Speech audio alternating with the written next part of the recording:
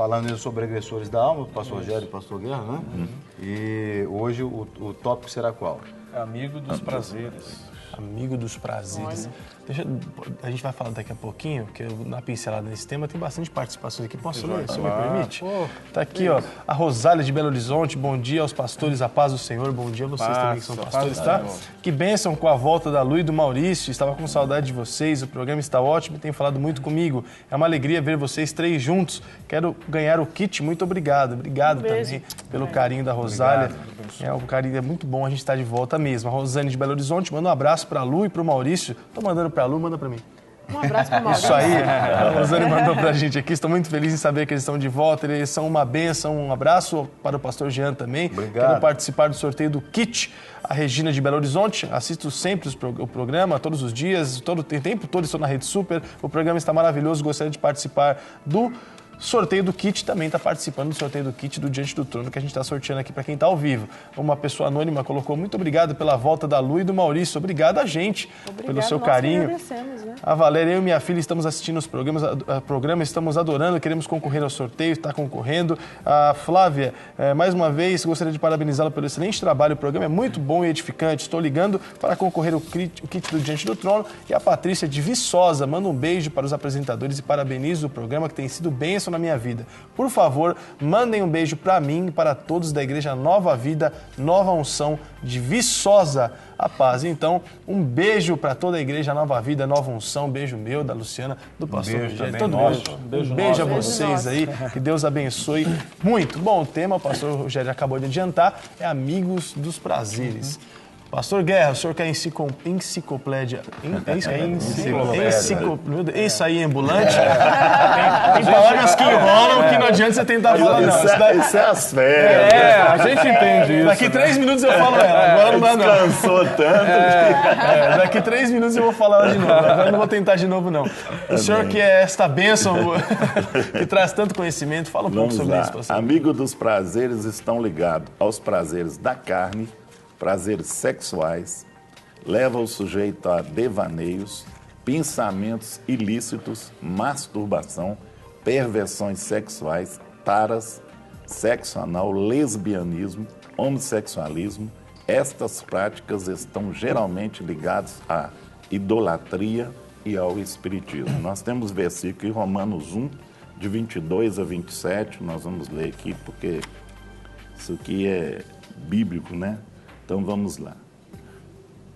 22. Dizendo-se sábio, tornaram-se loucos e mudaram a glória de Deus incorruptível em semelhança da imagem de homem incorruptível e de aves e de quadrúpedes e de répteis. Por isso também Deus os entregou às concupiscências dos seus corações, à imundícia para desonrarem seus corpos entre si, pois mudaram a verdade de Deus em mentira e honraram e serviram mais a criatura do que o Criador, que é bendito eternamente. Amém. É um tema, pelo que eu estou percebendo, bem complexo e também um tema forte, né? Que é essa questão de você ser amante do prazer, amigo do prazer. Pelo que eu estou percebendo, são pessoas que vivem em função do prazer.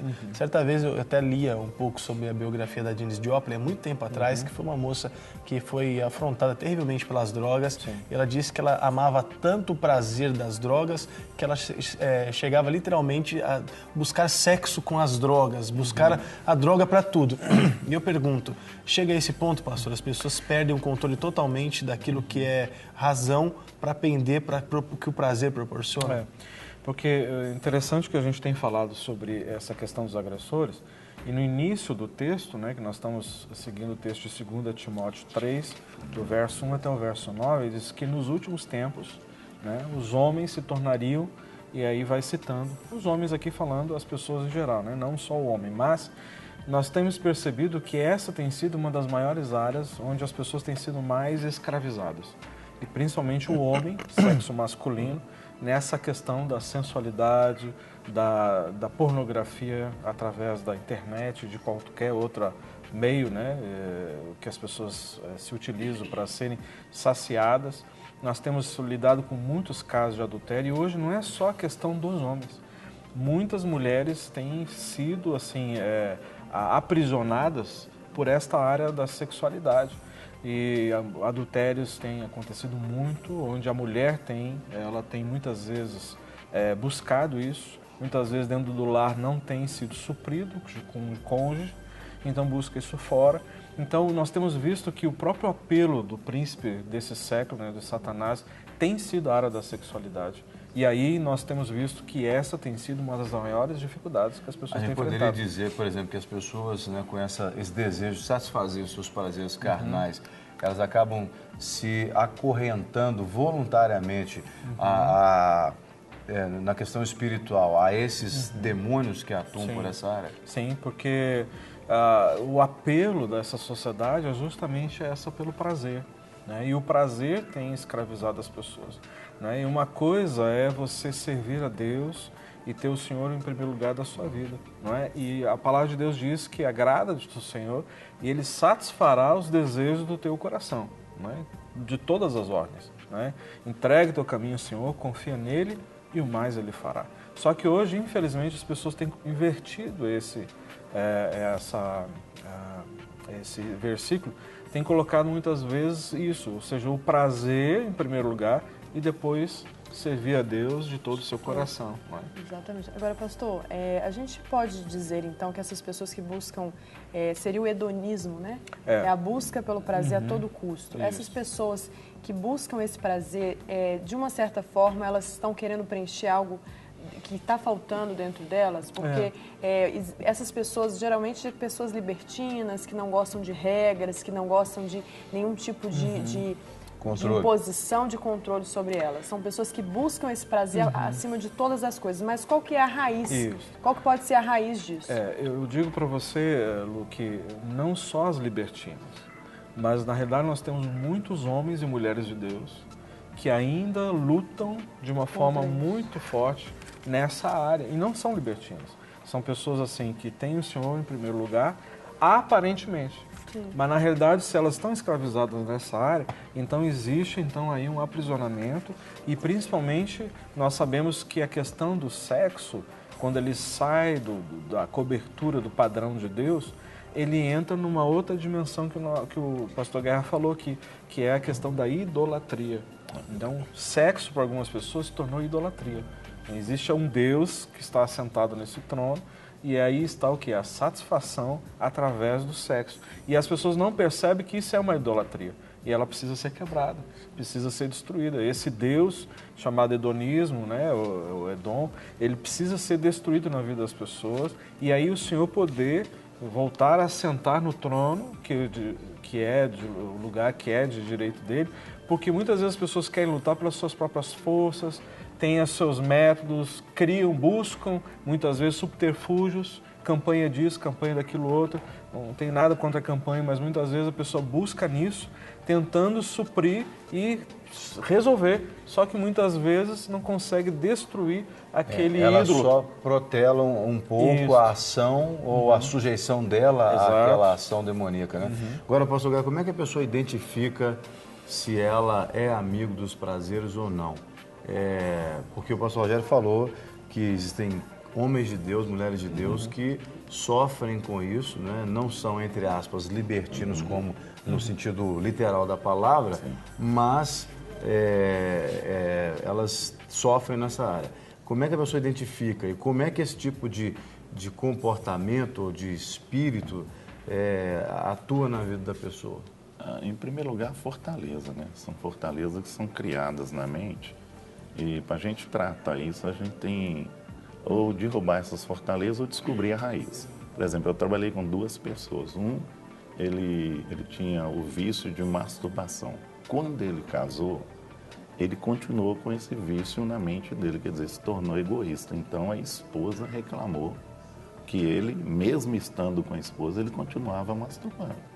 E ela várias vezes pegou ele nessa situação. Então houve assim, ela ficou chateada com isso e foi buscar lá desde da área dele de adolescente, já era viciado nisso, ele criou um vício.